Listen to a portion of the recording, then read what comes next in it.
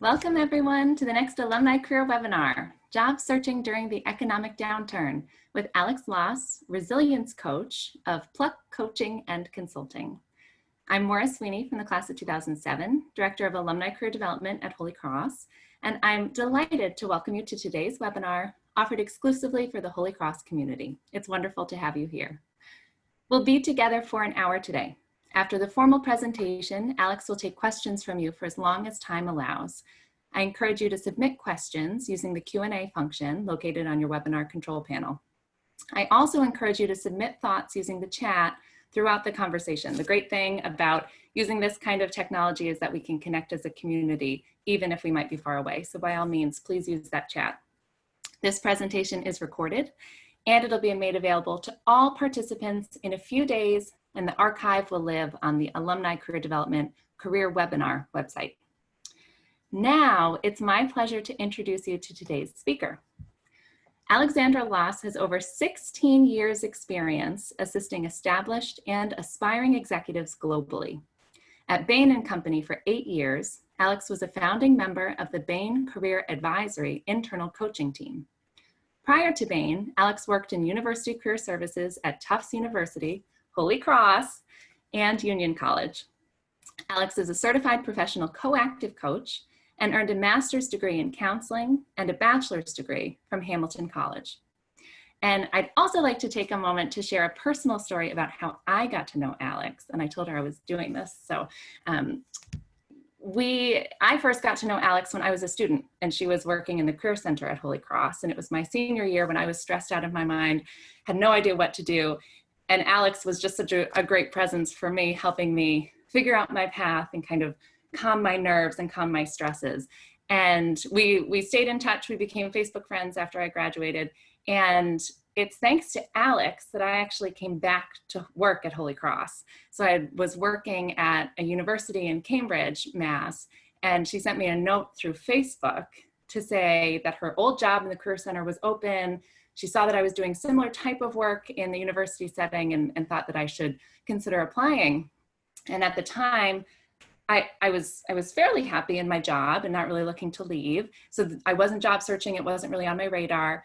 But thanks to Alex's suggestion, I looked at the position, thought about it, realized that that was kind of a dream job that I was hoping to aspire to one day. And so I talked to her about it. Didn't think that I would initially be qualified, but after talking, realized that this was an opportunity I couldn't really pass up. And 9 years later, I've been working at the college all of this time. I started working with students, was working with students in that role for 6.5 years before moving over to the alumni office. So I can personally attest to how wonderful Alex is, how great her advice is. And I'm really, really thrilled that she's come back to Holy Cross, back to the Holy Cross community, and can share her advice with all of you today. So now with that, I'll hand things over to Alex. Thank you so much, Maura. That was so nice. And I'll say that helping you get back to Holy Cross was maybe a crowning achievement for me. Maura is a little bit, saying a college in Cambridge, she was at MIT. So help steal her back from MIT. I think that's pretty good. But thank you for having me. Again, my name is Alex Loss, and we're going to talk about job searching during this economic downturn. So as Maura said, I've been coaching for about 16 years. On this slide, I just have some information about where I was educated and the experience I've had. 3 years at Holy Cross, which was a professional highlight for me for sure. And then most recently, I was at Bain & Company, the management consulting firm. So Maura mentioned that I'm a founding member of the Bain Career Advisory team. What we were doing is coaching people who were leaving the firm, which is kind of a unique thing that a lot of companies wouldn't have. Why would they provide career services to people who want to move on? But it's kind of the nature of management consulting. Some people get into it to only do a short-term stint. And then some people actually are encouraged to find other roles if they're not getting promoted fast enough to stay with a firm. So I am used to working with people who are having a lot of pressure-filled professional situations, not only at Bain, but also some executives who left Bain and were looking to work with me after. So anyhow, I left Bain last year and I started Pluck Coaching and Consulting. It's called Pluck because Pluck means bravery or courage, and that's what it took for me to strike out on my own. And it's what I say that I really work on clients with. I help people develop professional courage. So I work with people who are having lonely professional situations. So things like, I'm not sure what I should be doing next professionally or what I want my path to look like. Or maybe you're promoted to manage a new team and you kind of have imposter syndrome and feel like you should have the answers, but you don't. Or maybe you're having challenges communicating with leadership. So those are the kinds of things that I work with people on. So before we get into kind of the details of today's presentation, I wanted you to know what you can expect. The first thing probably that you can expect is a silver bullet as to how to find a job immediately right now. Unfortunately, job searches are going to take a little bit longer than they did in pre-COVID times. So up until about March, it was really a job seekers market. There were a lot of opportunities. You might hear of an opportunity from a friend and be able to apply quickly, or might think, I want to find something else and look something up and be able to kind of, again, find an opportunity more quickly. That's not the case now. There are fewer jobs and there's more competition, and you need to make yourself a compelling candidate. So we're going to talk about how you can do that and how you can make the most of this time. You need to build endurance and resilience for your search because it's going to take a little bit longer. So, I don't want this to sound like negative or bad news because I don't think it is. I actually think that there's some opportunity in this moment right now where you can really create a customized journey to find your career success. So I don't think we need to be reminded, but I'll go through it anyway, what's happening right now. So we have a combination of once in a lifetime events that's making this moment really challenging. So obviously we have a global pandemic, we have economic recession, maybe depression, we have social unrest happening. Clients have asked me, what needs to happen for us to go back to more of a normal job seeking time? And honestly, I think we need to have a little bit more like clarity in the market. So things like having some more clarity on the COVID vaccine, when we expect that to be developed and what we expect the distribution plan to be. Also, we have a presidential election in the fall. So if we have a clearer idea on what our country's leadership is going to look like, I think those are the types of things that employers are waiting to find out before they can really look to hire a lot more people. So time spent on phases of the job search has been reallocated in 2020. So this slide here with the cornflower blue arrow where it has the numbers on it, this is the typical phases of the job search as I identify them. You may see them identified differently with the different coaches or different organizations.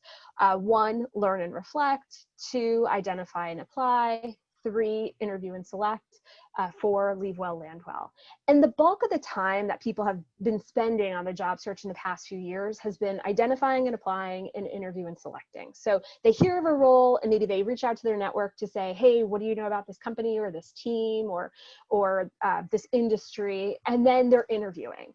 And so it's kind of like maybe they'll think a little bit about, okay, how does this kind of fit with my goals or vision or whatever, but that's kind of an afterthought.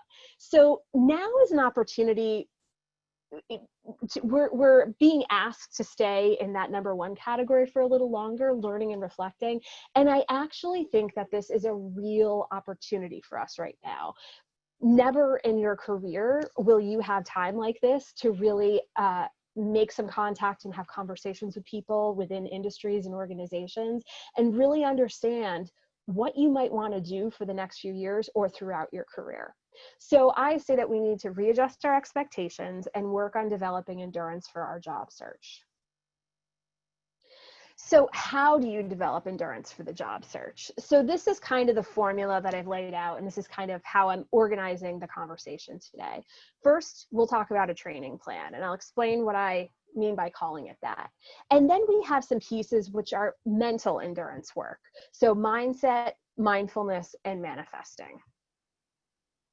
So the training program. So because the job search is likely to take longer than normal, I I thought a marathon training program might be a good inspiration or structure for your search. So I have had the opportunity to run 3 marathons in my lifetime. In fact, the last one I did was when I was working at Holy Cross. And so what was nice about that is it feels like an overwhelming goal to run a marathon. But when you have a training program like this, and I'll walk you through what the image on the left is, it makes it more doable and palatable, and you just kind of know the steps that you have to take. So the image on the left is from Hal Higdon's website. Hal Higdon is this very well-known person in the marathon world, and he has all sorts of marathon training programs. This is one of his novice programs. And as you can see on the left-hand column, he has weeks 1 through 18. And then across, it's the workouts for each day in each of those weeks. So I'm suggesting you think about modeling your job search plan after a marathon training program, which is, okay, it's you're going to be putting in little bits of time that are going to add up over the weeks and the months, and you're not going to be doing work every day, and you're not going to expect yourself to be working 8 hours a day, essentially. So again, I think that the marathon training program can teach you how to build endurance over your time and pace yourself for your job search. The other thing that's really good about it is it just tells you exactly how much time you have to spend every day, and that's it. So a lot of times clients will say to me, like, what should I be doing? I don't have a job right now, or, I have this extra time because I'm not commuting. Like, how many hours a day should I be spending job searching? It does not need to be hours a day. You don't need to be spending 8 hours a day job searching. You don't need to be spending 8 hours a day running if you're planning to run a marathon. And both are more about the journey than the destination. So people say when you run a marathon, the actual race is the celebration of the work that you put in. And I think that that's kind of, it sounds a little cheesy, but it's really true. There's a lot that you learn about yourself as you're training for a marathon. Things like what foods make your stomach feel good or bad when you have to do a long run. How to push yourself through some of those harder workouts when you just don't feel like doing it. Do you or do you not like running in the heat, in the rain, like all of these sort of things. And it's kind of similar with this job search. If you have a longer term job search, you're going to have a chance to really reflect on conversations that you have with people, on research that you've done, and really get to know yourself in a different way. So how can you use this training program to kind of set yourself up for a job search plan? So populate a calendar in advance with your weekly workouts. So I'll have a slide coming up where I show you what a training plan could look like. But build on your previous week's learnings. So maybe, 1 week you are doing a lot of research and you realize, I think pharmaceuticals are it's an interesting industry and I'd love to learn more. Great. Well, maybe the next week you do some research on that or have some conversations or try to learn a little bit more about that. Maybe you say, I tried to have some conversations and I just don't feel well prepared. Great. The next week you can spend some time getting the research that you need to feel a little bit more prepared to have those conversations. I also recommend that you select the right time of day to do the work. So with the marathon training for the long runs, which are listed on Saturday here, I had to make sure I got up and did those long runs first thing in the morning. Otherwise, I might not do them. So you want to think about that with your job search too. It's not always fun work. So do you want to do it first thing in the morning? Maybe over your lunchtime, maybe in the evening before your favorite program comes on. So you have like a reason to get the work done and sort of move on. You want to be thoughtful about that. And again, you're going to be doing work on most days, but you're not going to be cramming in all the work on one day. You're going to have rest days. You're going to mix it up. As I mentioned on a slide that's coming up, you can even do things like listen to podcasts or watch documentaries on Netflix. It doesn't have to be something where it's just looking through a list on LinkedIn all day of jobs. And then mix up the routes and the terrain you cover and the cross training you do. Again, it doesn't just have to be researching on LinkedIn or Google or having conversations with people. You can kind of mix up the different ways that you're learning about different industries and organizations and what you might want to do professionally. So I'm suggesting you think about the job search as being at least 6 to 8 months, which I'm sure some people are not feeling great to hear that. But I came up with that number thinking about, okay, again, this idea of having a COVID vaccine and a distribution plan and our election. So also kind of the way the cadence of the year works in terms of job searching, what we find is January, February kind of are a little bit slow. March through June tends to be more hiring happening. July and August, it's summer like now. People aren't hiring as much because people are on vacation. Fall, things start to heat up again. And then November and December, there's less hiring going on because the holidays, the end of Q4, companies are getting some things tied up. So this is where I kind of came up with that 6 to 8 month number. However, some people are saying, but what if I hear about a job in the meantime? It doesn't have to take 6 to 8 months. Yes, you're right. So have some things done in advance of getting into that long training. So get your resume and LinkedIn profile up to date and have a template for a cover letter on hand in case you need to apply to something. So in terms of, again, the longer term research and work that you're going to want to do, I want you to be able to answer questions like, I'm seeking this type of role. This is the experience I have that's prepared me well for this type of role. This is my point of view on this industry, and this is what I see myself doing in the future. Those feel like kind of simple questions, but they're not. And to be able to really genuinely be able to answer those questions is going to make you a really compelling candidate in interviews. You're going to have a great conversation with the person interviewing you if you can answer those things. You're also going to take that time to create contacts in the space, so networking. So people can tell you about open roles or forward your resume when positions are posted. This is one of the blessings of being part of the Holy Cross community. You have this huge network that you are part of and you can leverage. I think there's always a misnomer that this idea of networking means, oh, my dad knows this guy and is going to get me a job. Like, students would say that Holy Cross, back in the day, and at some of the other schools I worked at. That's not what this is. Other alums kind of understand the education that you had and, probably how your values tend to skew. And so there's something that they know about you. So they would be willing to have a conversation and give you advice and help you figure out how to be successful. If you're unsure about having those conversations, I would say people are much more generous with their time than you might guess. So we'll talk a little bit more about that coming up. And then you'll also work on building your mental resilience over time. Okay, so quick detour here. The networking thing is so huge. So I'm going to take a second here to talk about, I mentioned informational interviews and then I talk about networking, and they have some overlap, but I just want to give some clarity here as to what I'm talking about. Informational interviews are going to help you figure out what it is you want. So they don't require you to be an expert. They allow you to ask basic questions for exploration. So talking to someone in a role, and you can say, what do you do day to day? What do you like about your job? What do you find most challenging? What advice would you have for someone like me? Those are questions where you don't really need to know that much to have that conversation. You want to tee that conversation up by telling your interviewee in advance, like, hey, I'm really early in my search. I'm trying to think about what I want to do. Would just love to get your advice and have you answer some basic questions for me. And then at the end of the interview, you just follow up with them and say, thanks so much for your time. When I'm clear on what I want, may I circle back with you? And generally people are willing to do that. Okay, networking conversations are when you're clear on what it is you want to do. And you've done some research, you kind of know the industry a little bit more. You can ask questions like, I give an example here, of the organizations researching Alzheimer's, why do you think Biogen is well positioned to win in this space?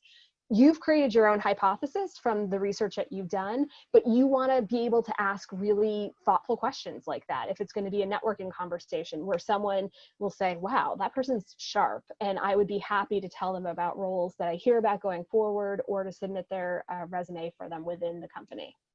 And again, give the person a heads up before you have the conversation about the type of conversation you're looking to have. So you can say, I'm really interested in marketing roles in the pharma space, really interested in memory care, just whatever it is that can help them understand, like, how much do I need to prepare?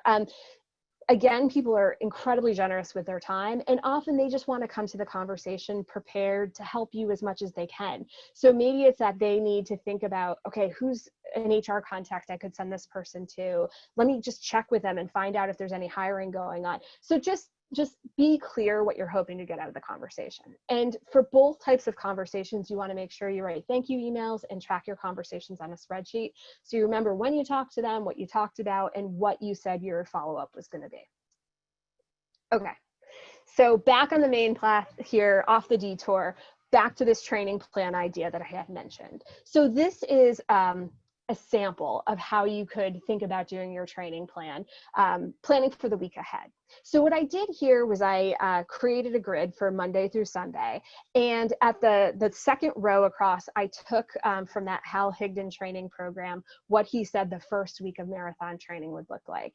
And then at the top left, it says 3 miles equals 30 minutes. That is an arbitrary like comparison I made there.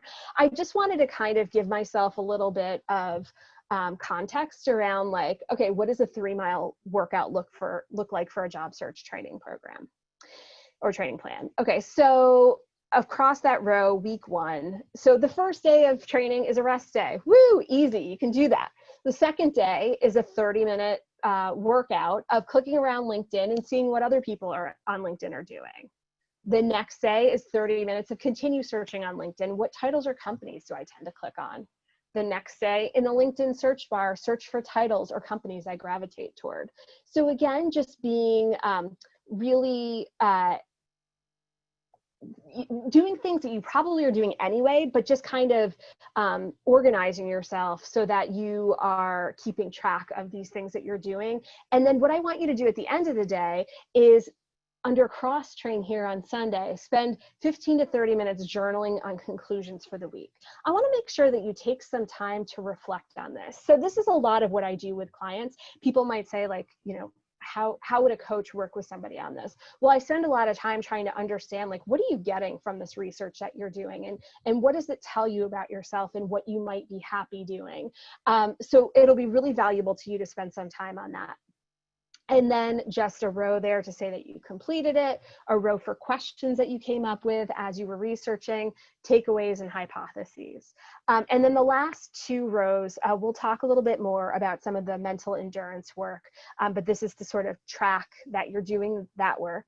And then overall health and wellness goals. So like when you're training for a marathon, you want to do things like sleep well, eat some vegetables, drink some water. I'm not asking for you to like go on some sweeping strict plan, but just to realize if I'm putting in time for this job search, I want to make sure that I'm taking care of myself both mentally and physically.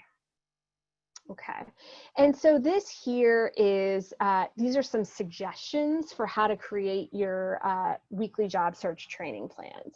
So, you know, how to update your resume, your LinkedIn profile, practice interviewing, how to do networking conversations, some research tools that you might consider, how to learn about different industries. So you can read all of this stuff, and on the right, potential weekly journal topics.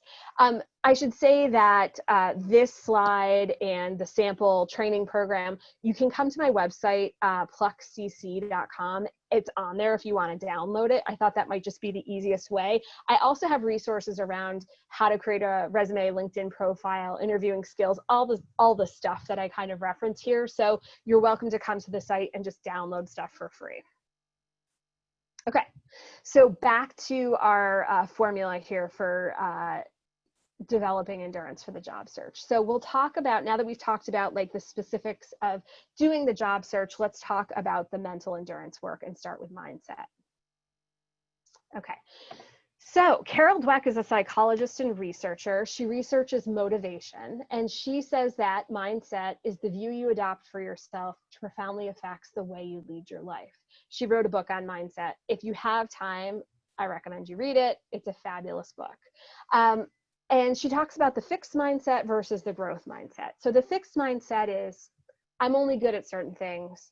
I only do things I'm good at. I take criticism personally. The growth mindset is, I can learn new things. I'll keep trying. I welcome feedback. Now, I think most of us would say that we're growth mindset people. You probably wouldn't be on a webinar if you're like, no, I don't need to learn anything new. But there's actually more of a mindset continuum. You can see at the bottom of the slide here that starts on the left with the very fixed, I won't do it, and the growth mindset, very growth, yes, I did it. We're probably all somewhere in between, certainly about the job search and when it comes to different things in our lives. A couple of points as I went back to Carol's book and I wrote down some things that I wanted to share that I thought were valuable. So mindset, growth mindset is not about being flexible or open-minded. It's being dedicated to growing talent. So thinking about there's always more to learn. So, you know, even when you've been in your industry forever, realizing like, I want to keep pushing myself. That's growth. It's not about the effort, it's about the process. So it's not about, well, I worked the hardest, so I'm definitely going to get that job. We all know that that's not how life works. It's being able to say, I worked really hard, I didn't get that job. What about that process could be tweaked so that maybe I'll get that next job? So being able to reflect and pick a new route and keep kind of chugging along. And it's not just about believing that you can do anything, it's about gaining the skills and finding the resources to do so. So it's not just about saying, you know, I've been in this industry forever, so of course I'll find an amazing new job. It's maybe saying, okay, well, what new skills do I need to grow? I've been in this industry for a while, you know, maybe I need a perspective of someone who's newer to the industry and think about how I can develop myself a little bit better. Okay. So mindset, because it's a continuum, it's something that you need to regularly nurture to make sure it continues to grow.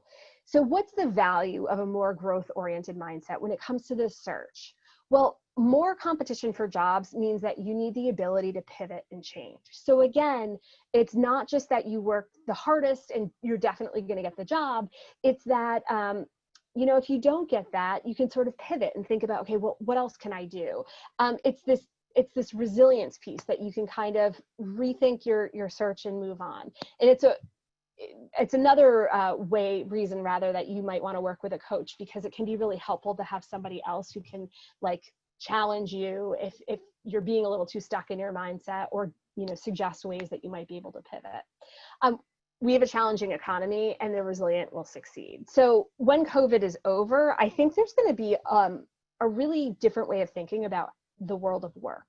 Right now, we have a lot of people working from home who had never worked remotely before. You know, I think that's one easy thing that companies are going to have to think about. Like, you know, do we want to continue to pay rent for these expensive buildings? Or, you know, do we want to think about having our whole team be remote? Okay, so well, what does that mean? So I think there's going to be a lot of things that will change. And so if you can have that growth-oriented mindset, you're going to be in a better position to help influence those changes and also receive those changes. Discomfort equals growth. So, you know, it doesn't necessarily make discomfort more comfortable, but, you know, you are growing when things are hard. So just something to keep in mind. So we're going to do a little exercise here. I have a couple exercises for the mental endurance work that I encourage you to just try and just kind of, you know, go along with me on and tell me what you think. So what I'd love for you to do here is I put the mindset continuum on the bottom again.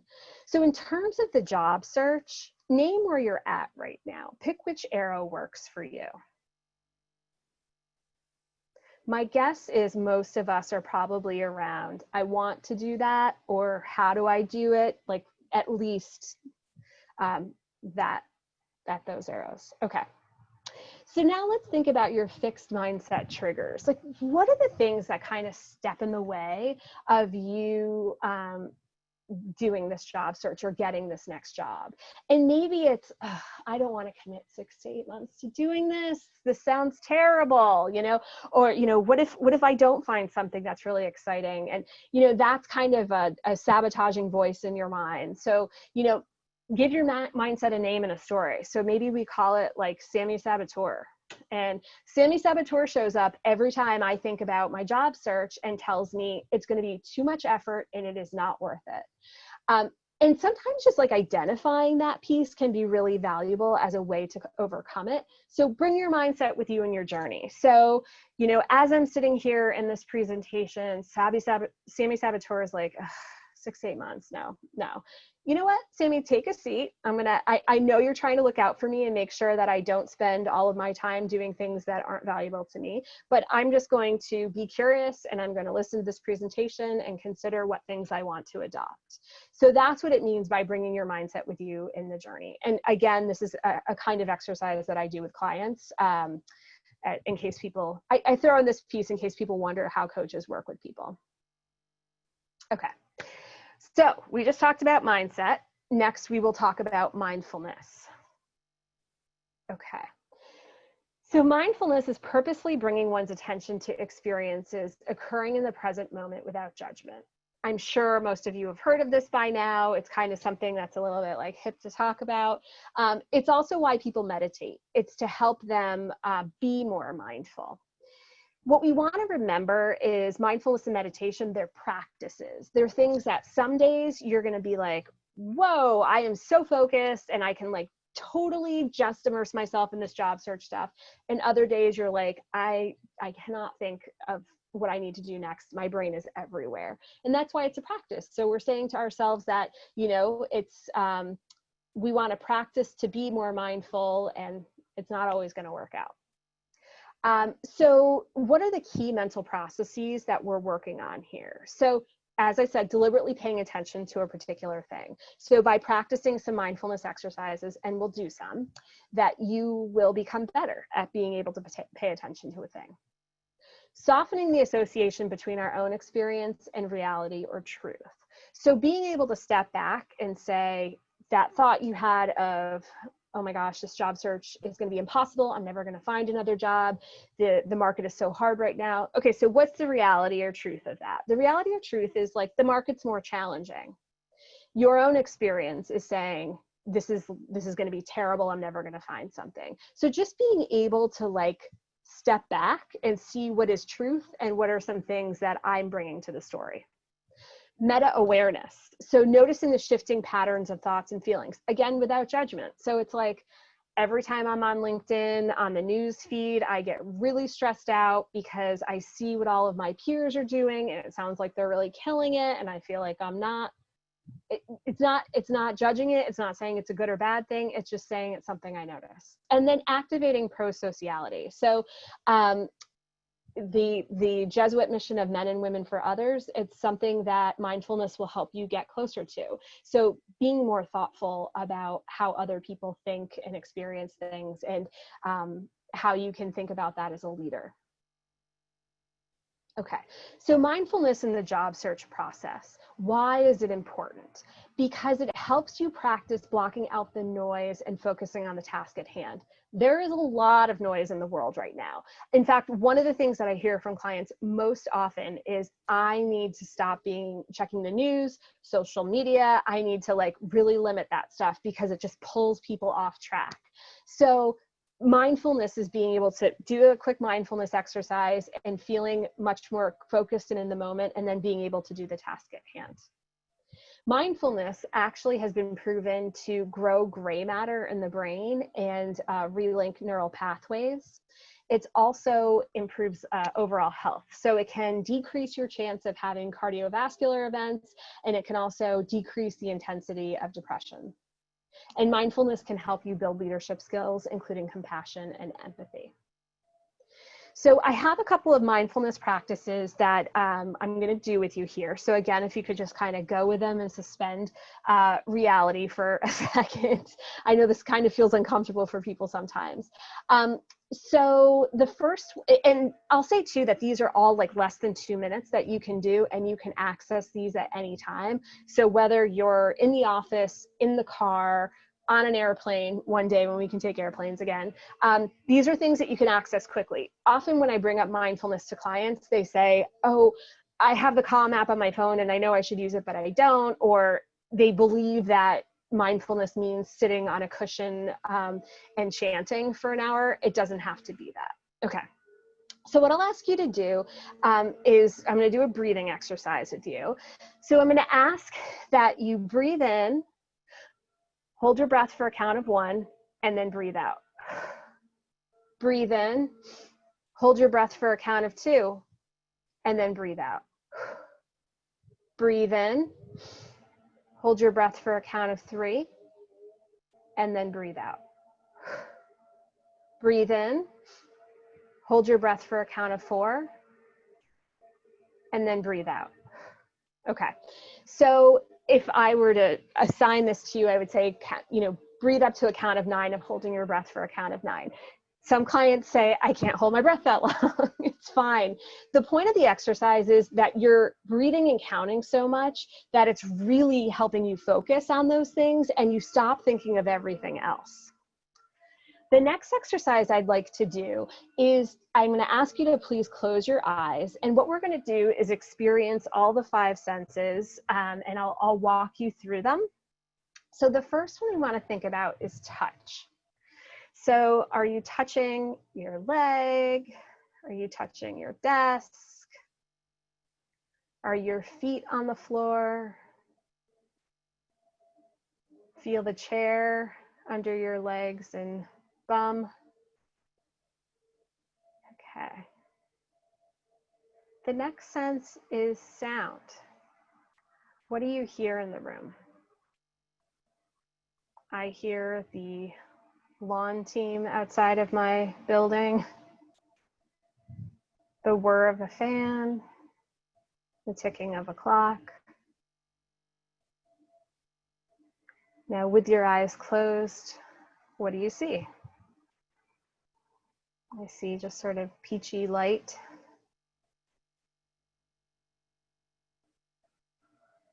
And then next, taste.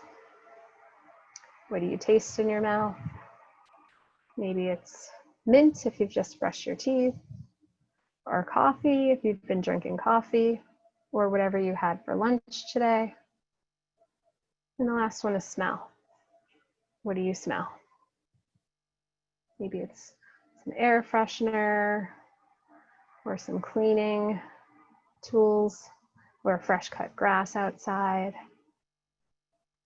Okay, and now open your eyes. So the point of that exercise is most of us are not stopping to think about, what we smell or what we're feeling in a moment. And by stopping to do that, you really bring yourself into the moment. Like, oh, I didn't even realize I could hear the clock ticking from here. I didn't even realize that, there's carpeting under my foot that feels a certain way. So again, this is something that can bring you into the moment. And then the last mindfulness exercise is breathing in with a double time breathing out. So breathing in for 2, out for 4. So let's do this 3 times. Breathe in for 2, out for 4. Breathe in for a count of 2, out for a count of 4. Breathe in for a count of 2, out for a count of 4. Okay. So again, these are just quick things that you can have in your pocket as resources if you want to practice mindfulness. And they're nice things to do if you're thinking about your job search training plan, to do them right before you start your workout for the day. It's a good time to kind of get that in, but you can also do it as many times a day as you want. Okay, and then the last part of our mental endurance work is manifesting. So when you manifest something by visualizing, embodying, and working toward it. So you've probably heard of this with like the law of attraction. Like attracts like. If you're positive, you attract more positive things into your life. The Secret, which is about setting up your life to welcome the things that you want in it. So for instance, if someone is looking to have a child, maybe they set up the child's room to say like, this is our full intention that this is going to happen. Or vision boards, which are like, you can just take your board and photos on it, or words, or things that you want to attract into your life. And the idea with a vision board is you put it in a place that you look at every day and you remember what your goals are. So this idea of manifesting was first written about in the early 1800s. And so as I'm putting this presentation together, I'm like, I'm gonna get some science so that everybody knows how real this is. Well, I found a lot of articles where people were saying that there's no empirical evidence and it's pseudoscience, which you know, I can't speak to that. I don't know what kind of research has or has not been done on it, but I do think that there's something about it. In fact, I was remembering learning to drive, and there's actually something called target fixation, which some of you may be aware of, which is this idea of we're steering into what we are thinking most about. So if I'm driving and I see a car pulled over to the side of the road, if I pay too much attention to that car, I'm going to steer into it, or the pedestrian or the cyclist. So it's kind of a metaphor to say, like, let's steer into the things in our lives that we want, because we're putting those things forward. So instead of thinking, this job search is going to be terrible, I'm going to be stuck in my role forever, you know, thinking about what we actually want, and it's going to be causing you to do the things that want to get you there. So Jim Carrey, the actor, is actually someone who has talked about manifesting. He did an interview with Oprah like 20 plus years ago and said, you know, right before he got famous, he wrote himself a check for $10 million and said, I'm going to cash this check within 3 years. And he spent a lot of time visualizing, you know, his success and what that would look like and feel like. But as he said, you can't just visualize and then go eat a sandwich. It's about visualizing, but then also doing the work that it takes to get there. So manifesting in this job search process, why does this matter? Well, manifesting is going to help you keep you focused on your goal during this long period of job searching. Kind of like with a marathon training program, like if you were going to do it forever, it would just maybe be really painful unless you really liked running a lot, and some people do. That was not the case for me. I needed a goal. And so to really focus on that goal, how great life is going to be when I have more responsibility at work, when I'm more accessible to my family, when I you know, feel like I'm earning more money, or feel like I'm coming to this culmination of success in my career, whatever that is. Manifesting encourages you to dream and think about other goals you'd like to reach. So I have the image on the bottom of children drawing because I think it brings us more into a childlike state of really thinking, dreaming, which is something that I don't think we do a great job of as adults. And so this is why it's really important to sort of lean into this and think about how we can get that skill of dreaming back. And practicing manifesting is going to help you think creatively about how you want the world to look. So again, when COVID is over, with some of the social justice things that we have going on, you know, we hope to have a really different world. The world will be different in some ways, whether we like it or not. And then there's some other aspirational ways that we want the world to be. So start practicing being creative and thinking about how you want the world to work, or to look rather. To work too, I suppose. And then let's do a manifesting exercise together. So this is the last one. I ask you to please close your eyes. And what I'm going to have you imagine is you're standing at a podium and you're giving a speech. And your hands are on the podium. Feel the podium beneath your hands. And you reach up to grab the microphone and just readjust that. Feel that microphone. And then you grab the glass of water and you take a sip. And you can feel the water on your lips. And there's a taste of lemon in there too. And you are an expert. So even though presenting sometimes can be nerve-wracking, you're not nervous because this audience is so excited for what you have to say. You look out and you can see they're literally sitting on the edge of their seats, and they're smiling and they're cheering, and you're taking this all, and you can hear them calling your name.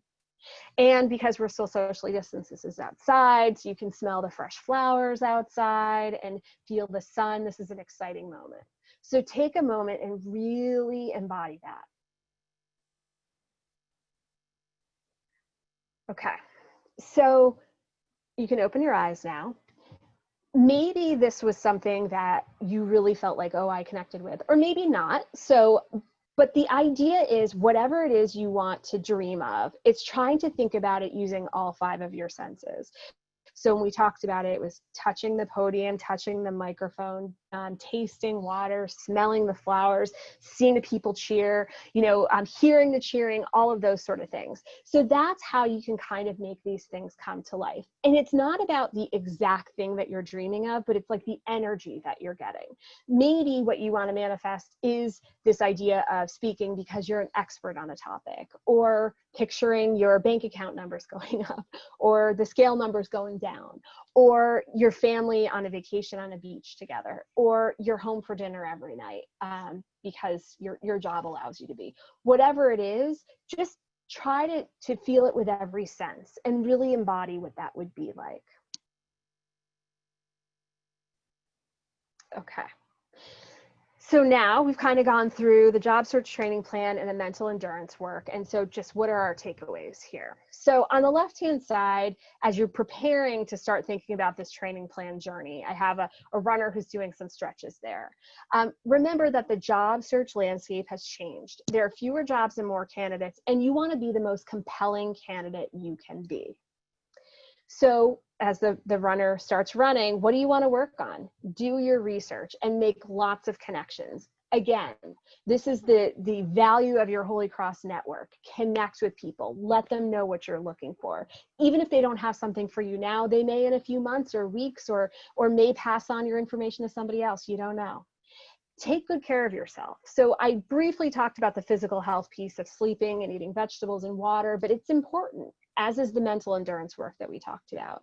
And then what will you gain? So that's the runner with a medal at the end. Clarity on what you want, connections to help you find your next role, and personal and professional fulfillment. So the quote I have at the bottom here is, the person who starts the race is not the same person who finishes the race. And that was actually not attributed to anybody, but it was seen on a poster of somebody cheering at a marathon. I just think it's so true. If you can put some time in here to really do some research and self-reflection, you're not going to be the same person that you were. This is an opportunity with this time to really advance professionally. And then, I'm happy to take your questions now, or you're welcome to reach out to me. As I mentioned, some of the resources that I showed on here are on my website. So please feel free to go there and download anything you want to. And if there's anything you don't see and would love, feel free to reach out and request that. Thank you very much. This has been, I've got copious notes here. This has been fantastic. And I really, really appreciate the way that you've approached a job search a little bit differently, because I think we all know what we're good at. We all kind of have different career tracks in mind. But I think that focus on resilience is something that's really, really wonderful. And thinking about, okay, I might have something in mind, but what if the world has something else in mind for me? And how can I approach that with optimism, with courage? So thank you for bringing that perspective to things.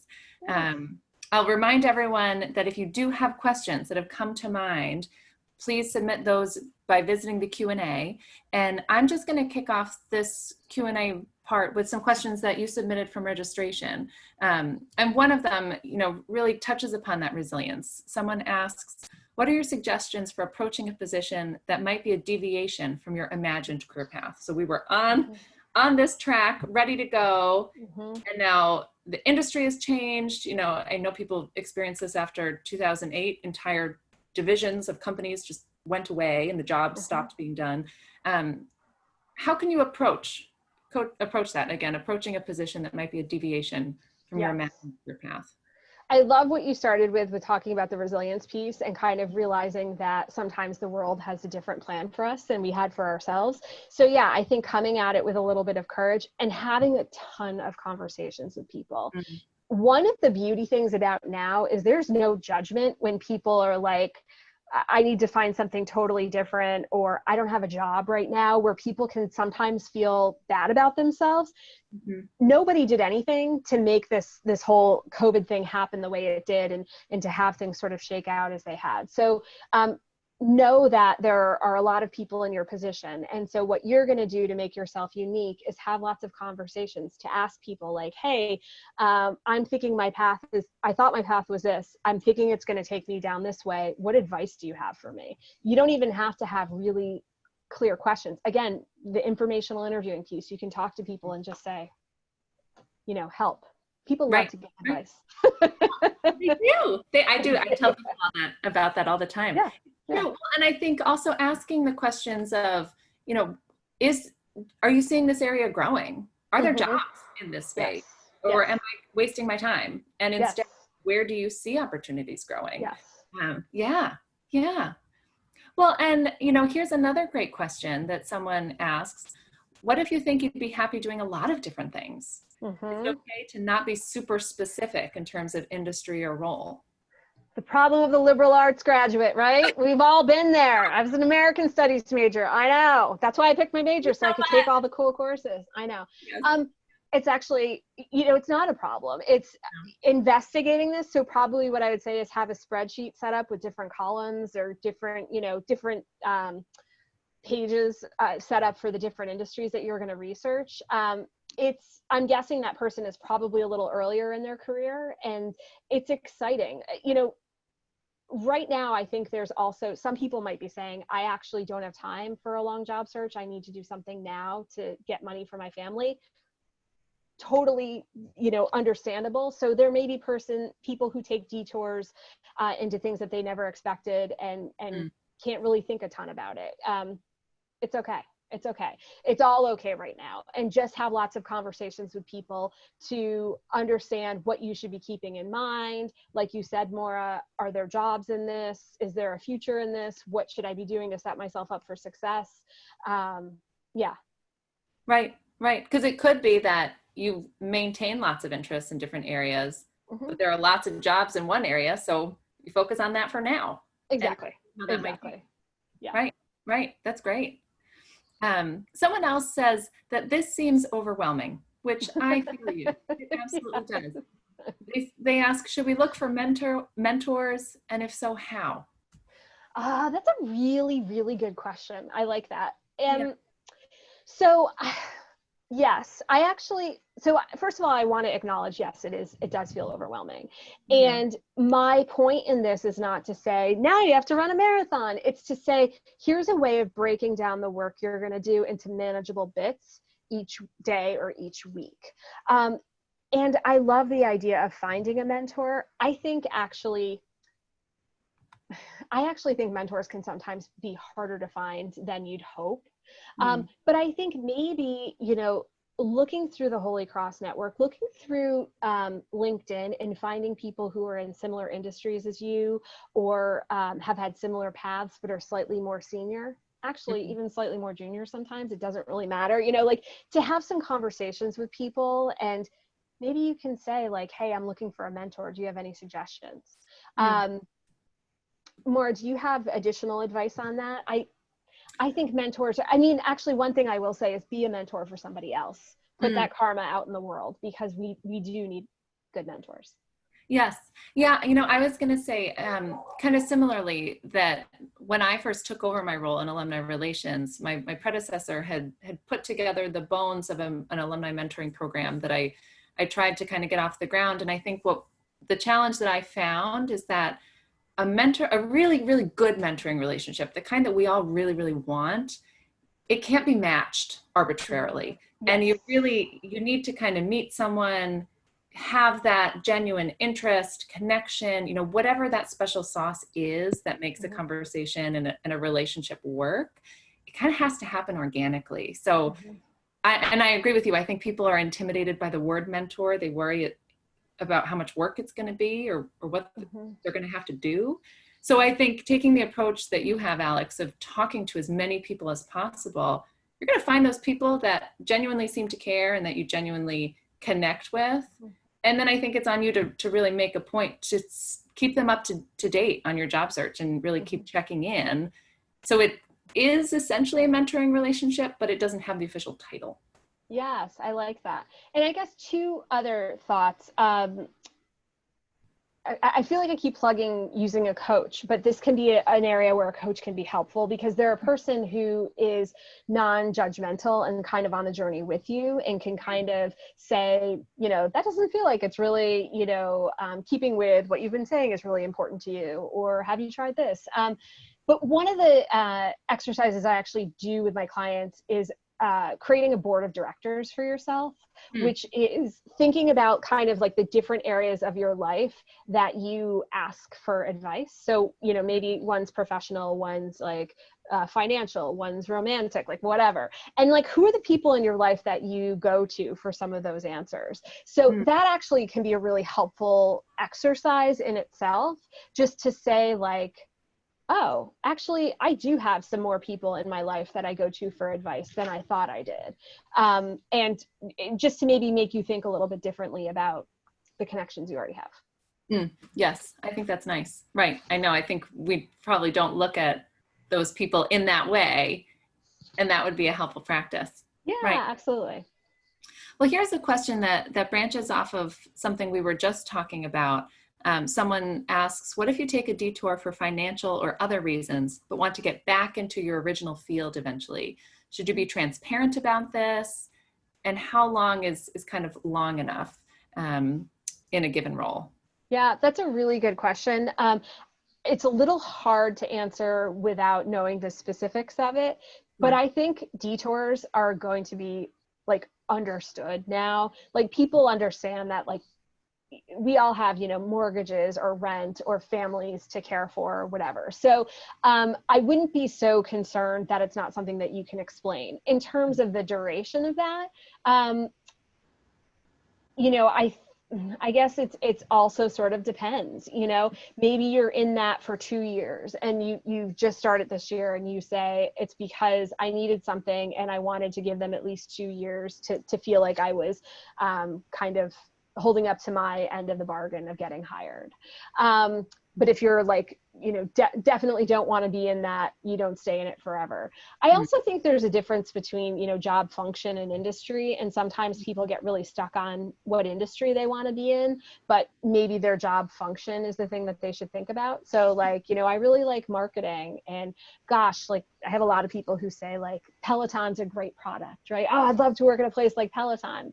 Yeah, but like maybe that product is a little more developed. And so there's already really great marketing campaigns going on for it. But maybe you want to, you know, work on a product that's less sexy and make it seem sexier to people, like banking, or you want to work with something that's like a little bit earlier, you know, in its development of marketing. So thinking about things that way too. I'll also say if people are interested, I'm happy to have conversations with them. Like I always do a free first conversation. So, you know, if I'm not answering it enough, feel free to follow up with me and I'm happy to have a conversation with you. Thank you. Thank you. Yeah. I think it is important because with the kind of background we have, like you said, we can go in a lot of different directions. And I think one of the greatest things is looking at those transferable skills that you gained from every single thing you do, yes, and something to show those to the new place you're looking to go to. Yes. Yeah. That's a great point. Here's another question. Someone says, I just wrote a cover letter that seems very informal, but also speaks to my desire to work in this position. Is there a line where informality is bad in a cover letter? Or is it okay to grab the hiring manager's attention with an unconventional letter and show formal qualifications later? It depends. It certainly depends on the industry, but I would say that, you know what, if that tone of that letter is who you are and you're not going to be happy being at a place that's stuffier, you know, maybe that's who you are and that's your application. But know that it may turn some people off. Yeah. Yeah. Well, and probably looking at the type of organization itself. I mean, if kind of on the flip side, I know that there are some startups where if you're too formal, they're going to throw you out. Yes. Right. Totally. Yeah. So I think it is, I mean, be yourself and you'll find a great spot that fits you, like you said. Exactly. Right. So speaking of that kind of from, you know, more of an unfortunate side, what advice do you have for addressing age discrimination in the job search? We all know that it's there. I know people who are, you know, you can't prove it, but you can guess. Yeah. So what advice do you have for people who might feel like they're facing age discrimination? Another question that came in from registration was about, let me find it exactly. They said, can you modify corporate titles on your resume? Because people seem to be viewing something like a managing director as overqualified. Yeah. This is a great example of networking again. So to have someone be able to say, oh, I know Maura, you need to have a conversation with her. She's like the best in her field. She's wonderful and you need to add her to our team.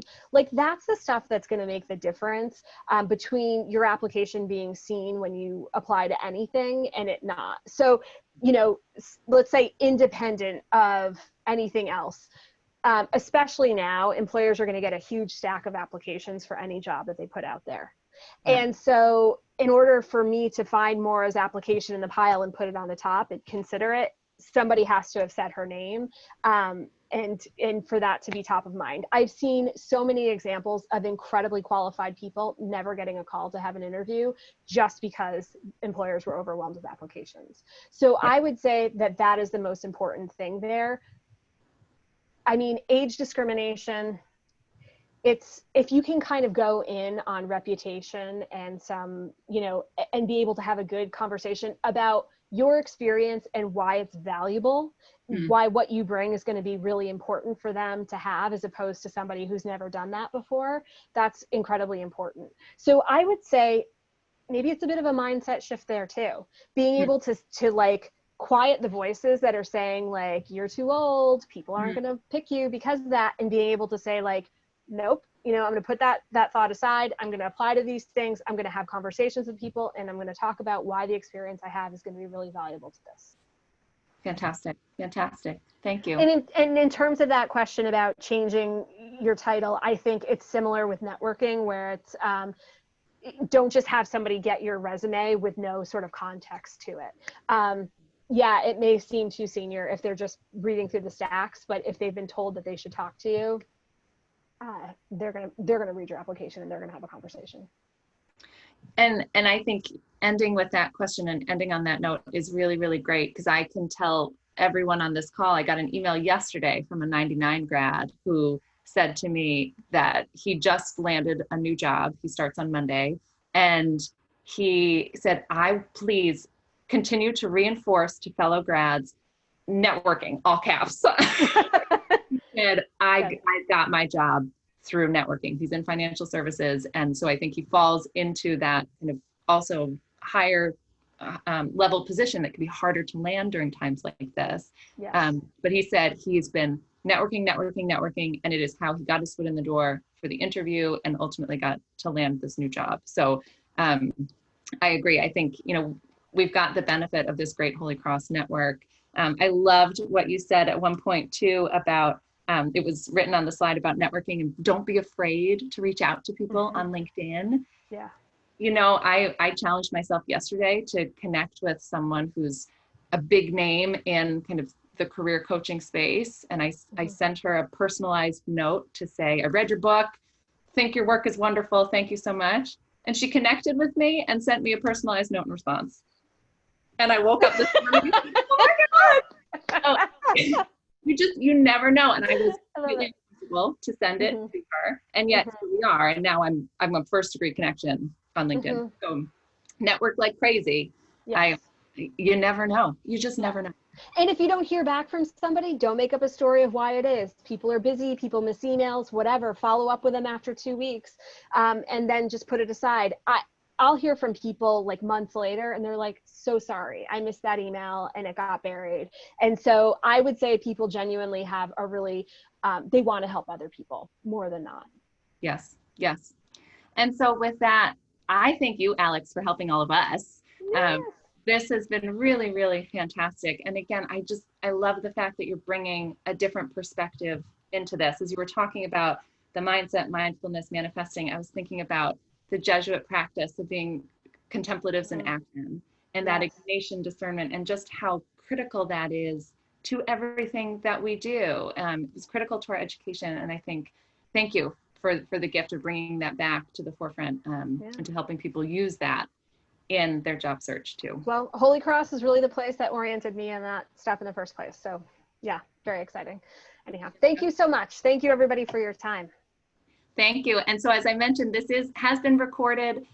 You'll get a copy of this in a few days once that's up on the college YouTube page. And you've got Alex's contact info here if you want to send her a note. You'll also see a survey that pops up at the end of this. Please give me your feedback. It's how I bring great people like Alex to this program and how I continue to grow this and bring new topics for you. So I appreciate your being here. It's always wonderful to get together with fellow alums. And I hope that you have a wonderful day, a wonderful afternoon, wherever you're connecting from. Thank you, everyone. Take care.